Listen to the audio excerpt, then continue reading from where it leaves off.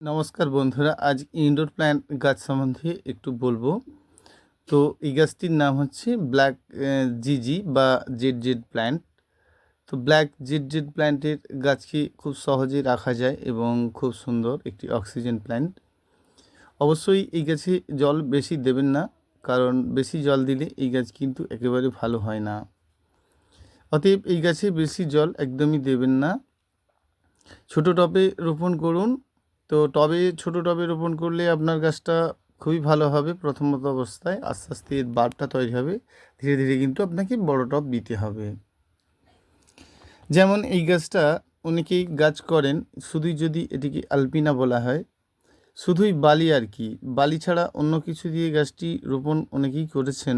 দেখেছেন যে গাছের পাতাগুলো একটার পর একটা কেমন চুঁই চুঁই নষ্ট হয়ে যাচ্ছে, শুকনো হয়ে যাচ্ছে, আবার নতুন বেরোচ্ছে, আবার কদিন পরে নষ্ট হয়ে যাচ্ছে।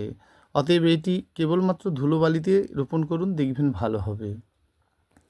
যেমন এই ফানজাতি গাছটি অবশ্যই খুব সুন্দর হয়, ধুলোবালি বা কোকোপিটের উপরে রোপণ করবেন, দেখবেন আপনাদের এই গাছটিও কিন্তু খুব সুন্দর অবশ্যই হবে। তো আজকে আপনাদেরকে ইনডোর প্ল্যান্ট সম্বন্ধে বলবো, বেশ কয়েকটি ইনডোর প্ল্যান্ট সম্বন্ধে বলবো। ইনডোর প্ল্যান্ট মানে কি জানেন তো? সবসময়ের জন্য বাড়ির ভেতরে যে থাকবে সেটা কিন্তু নয়। পৃথিবীর কোনো গাছই এরকম আমার দেখা নেই যে একদম সারা জীবন ইনডোরের মধ্যেই থাকবে। মাঝে মধ্যে কিন্তু একটু রৌদ্র আপনাকে দিতেই হবে। সূর্যলোক ছাড়া উদ্ভিদ বাঁচা খুব মুশকিল। অবশ্যই সূর্যলোক পেতে হবে, সেটি পরিমাণে যদি কম হয় সেটা কোনো ব্যাপার না। তো ইনডোর প্ল্যান্টের মূলত কম রৌদ্রেই কিন্তু গাছটি ভালো হয়।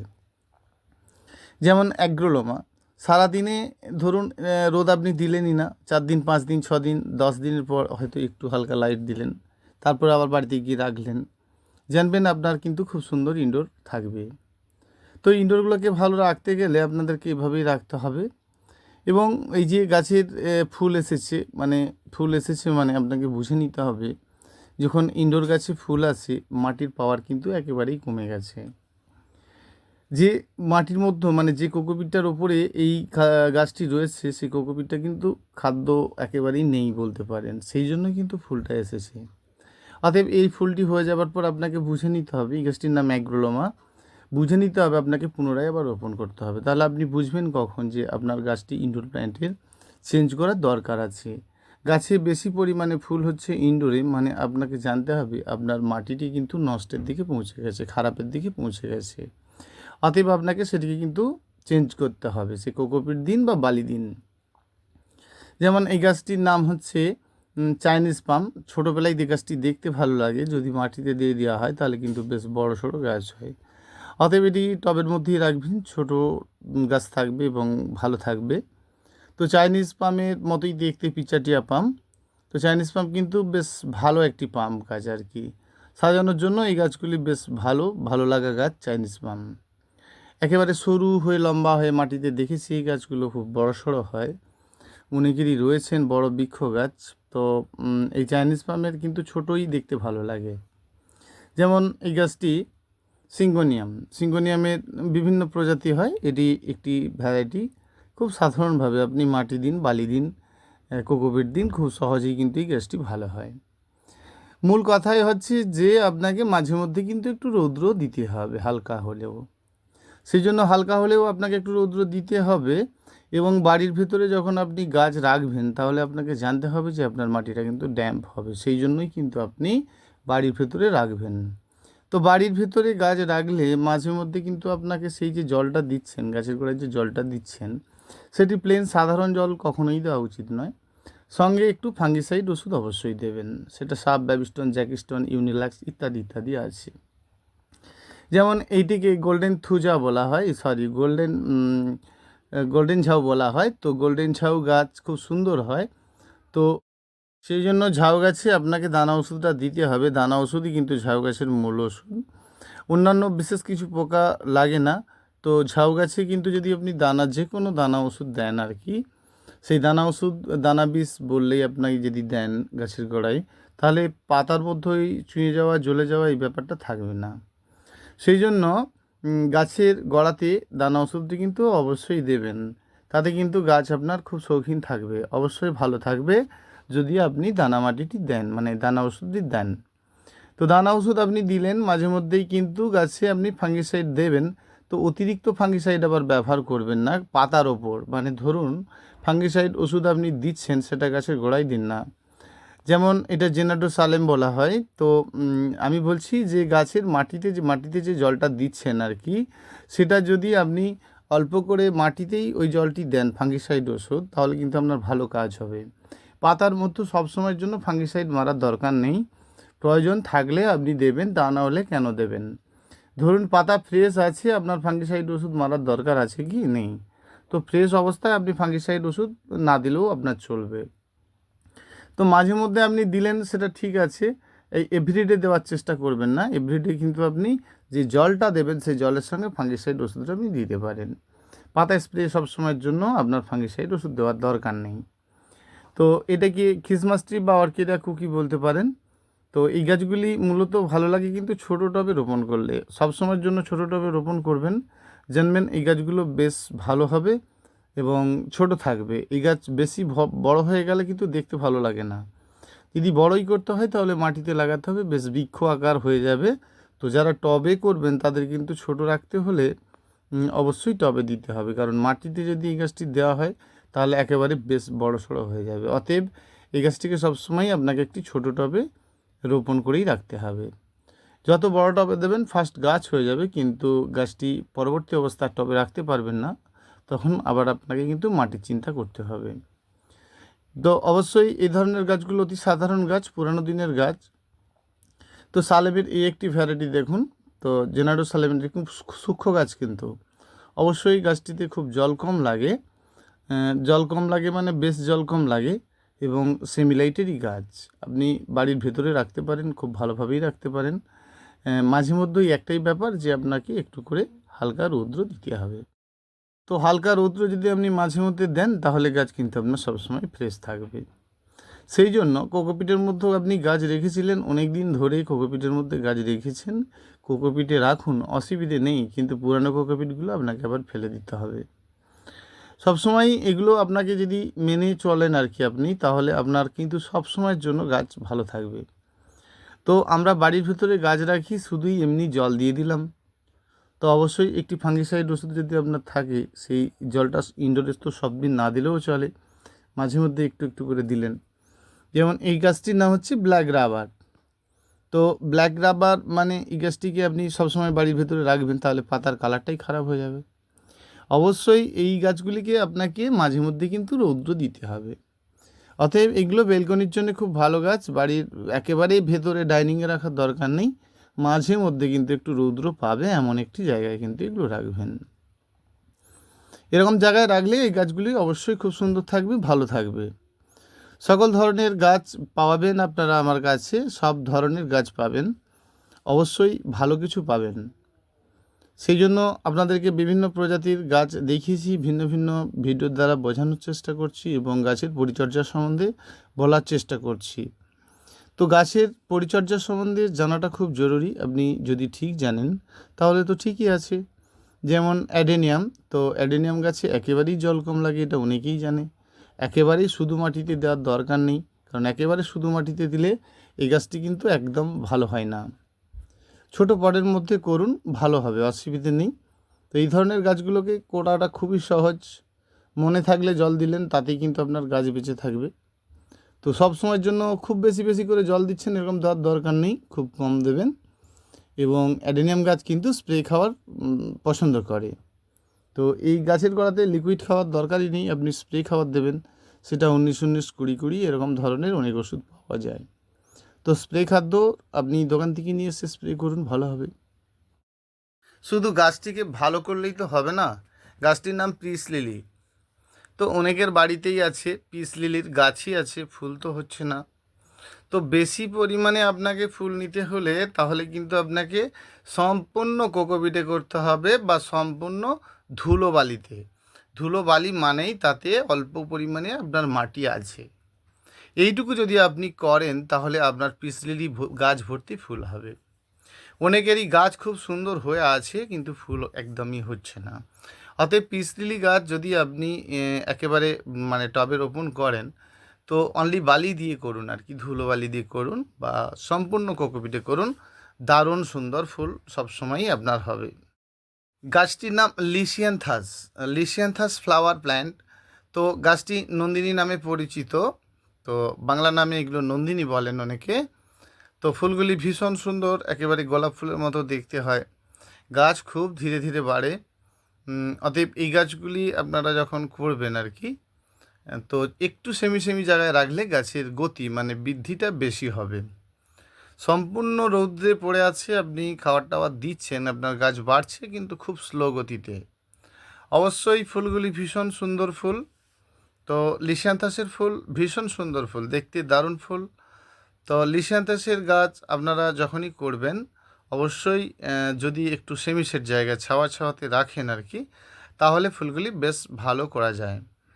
যেমন রাবার প্ল্যান্টের এই গাছটি ভ্যারাইকাটা দেখুন, তো বেশ ভালো লাগা। এগুলো একটু রেডি করে নিতে হবে, ছোট গাছ তো এই গাছগুলো লাগিয়ে আপনাকে বানিয়ে নিতে হবে, সুন্দর করে নিতে হবে। অবশ্যই যখন গাছ রোপণ করবেন প্রথমতই আপনাকে খুব বড় টবে দিতে হবে না, ছোট টবে রোপণ করুন। গাছের সময়ের সঙ্গে সঙ্গে কিন্তু আপনি গাছটি আবার পট চেঞ্জ করুন। পট চেঞ্জ করতে গেলে আপনাকে অবশ্যই সবসময়ের জন্য মনে রাখতে হবে, আপনি যাই করেন না কেন নুড়ি আপনাকে দিতেই হবে। তো নুড়ি দিতে হবে মানে একটা করে 3টে আপনার ছিদ্র আছে টবে, তো আপনি 3টে নুড়ি দিয়ে দেবেন, এটা হবে না। 1 ইঞ্চি বরাবর আপনাকে প্রথমত নুড়ি কিন্তু দিতেই হবে। যদি নুড়ি আপনি বেশি দেন তাহলে কিন্তু আপনার নিকাশি, ধরুন গাছের জল দেওয়াটা প্রশ্ন নয়, জল নিকাশিটা প্রশ্ন আর কি, জল বেরিয়ে যাওয়াটা প্রশ্ন। তো এই গাছটির নাম হাইডেঞ্জিয়া, অনেকেই করেছেন আবার অনেকেই ভালোভাবেই কিন্তু মেরে ফেলেছেন। অবশ্যই এই গাছ করতে গেলে একেবারেই ধুলোবালি, যেমন পিস লিলির গাছ করেছেন, তো ধুলোবালি যার একেবারেই নেই, এমনিই বালি আছে, তাতে 20 ভাগ মানে 20 ভাগ বালি পাইল করে দিন। তো হাইডেনজিয়া গাছ তবে কিন্তু খুব সহজেই ফুল আপনি পাবেন, তাতে দেখবেন আপনার কোনো সমস্যা নেই। এসব গাছে একটু স্প্রে খাওয়ার বেশি পছন্দ করে আর কি, সেটা হাইডেনজিয়া হোক, পিস লিলি হোক, অ্যাডেনিয়াম হোক, এদেরকে যদি আপনি একটু স্প্রে খাবার দেন গাছের রং মানে হাইডেনজিয়া গাছে দেখা গেছে অনেক সময় ওপরের পাতা সব একেবারে সাহেব মেরে গিয়ে একেবারে হলুদ হয়ে গেছে, গাছ একদমই বাড়ছে না, এরকম হয়েছে আপনাদের। অতএব আপনি অবশ্যই স্প্রে ওষুধটি দেবেন, সেটি 19-19 হোক আর 20-20 হোক। এই গাছটির নাম চন্দনী। তো এই গাছটিও তাই, যখনই আপনি ইনডোর প্ল্যান্টের কোনো গাছ করবেন আপনাকে সব সময় মনে রাখতে হবে all indoor plant 80% compose must. সেটি আপনি বালি দিতে পারেন বা কোকোপিট দিতে পারেন। তো অল ইনডোর প্ল্যান্ট আপনি যখনই করবেন, যে কোনো ইনডোর প্ল্যান্ট, শুধু মাটির মধ্যে একেবারেই নয়। তো আমরা দেখেছি যে বালিটা বেশি পছন্দ এই কারণে, যখন আপনি কোকোপিটের মধ্যে গাছ করবেন আপনাকে খুব কম সময়ের মধ্যে আবার কিন্তু চেঞ্জ করতে হবে, এটা ব্যাপার। সেই জন্য আপনি যদি বালি দিয়ে গাছটি রোপণ করেন আপনার কিন্তু চেঞ্জ করার ব্যাপারটা থাকছে না। অতএব আপনি বালি দিয়ে গাছ রোপণ করলে সে গাছের বয়সের সঙ্গে সঙ্গে চেঞ্জ করার দরকার আছে, শুধু শুধু চেঞ্জ করার দরকার নেই। এইটাকে আপনার হচ্ছে স্পাইডার লিলি বলা হয়, হোয়াইট কালারের। ফুলগুলো একটু দেরিতে হয় কিন্তু বেশ ভালো হয় আর কি, একগুচ্ছ একসঙ্গে অনেক হয়, হওয়ার পরে কিন্তু একটা করে ফুল ওঠে, বেশ ভালো লাগে একটি গাছ। অবশ্যই এই গাছটি একটি ভালো গাছ, স্পাইডার লিলি, বেশ বেশ ভালো গাছ। অবশ্যই এই ধরনের গাছে বিশেষ কিছু জল লাগে না, কারণ বাল্ব জাতীয় যে সমস্ত গাছ উদ্ভিদ রয়েছে তারা কিন্তু বিশেষভাবে বেশি বেশি এত এত জল একেবারেই পছন্দ করে না, কারণ সেই গাছের মধ্যেই একটি জল মানে বাল্ব খাদ্য থাকে, সঞ্চিত খাবারটি থাকে। অতএব আপনাকে যখন পিস লিলি বলেন, অ্যাডেনিয়াম বলেন, এই ধরনের গাছ করবেন একেবারেই এত এত খাবার দেওয়ার দরকার নেই, সেটি স্প্রে খাবার দিলেই যথেষ্ট।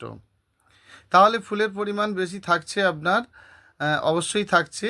যেমন এইটির নাম হচ্ছে অ্যালোকেসি। দেখুন এইগুলো একেবারেই প্লেন প্লেন মাটিতে করা যাবে না, হয় আপনি এভাবে কোকোপিটে করুন, নয়তো বা শুধু ধুলোবালিতে করুন। আর যদি আপনার এমনিই বালি থেকে থাকে তাহলে তাতে 20 ভাগ বালি মেখে দিন, দেখবেন ভালো ইনডোর গাছ আপনি অবশ্যই করতে পারছেন। অ্যালোকেসি বেশ ভালো লাগে স্যাঁতস্যাঁতে জায়গায়, একেবারে বাড়ির ভেতরে না রেখে যদি বাড়ির আনাচে কানাচে রাখেন আর কি, যেখানে আধো ছাওয়া আধো রৌদ্র এমন জায়গায় রাখেন, তাহলে অ্যালোকেসি তার কিন্তু রূপটা ভালো ফিরে পায়। একেবারে ব্ল্যাকের সঙ্গে হোয়াইটের যে ভাবটা থাকছে সেটা দারুণ থাকছে। এখনও তো কালারটাই আসে না।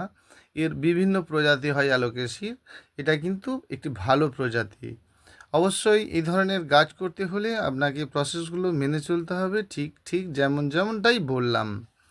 যেমন এই গাছটির নাম চন্দনী।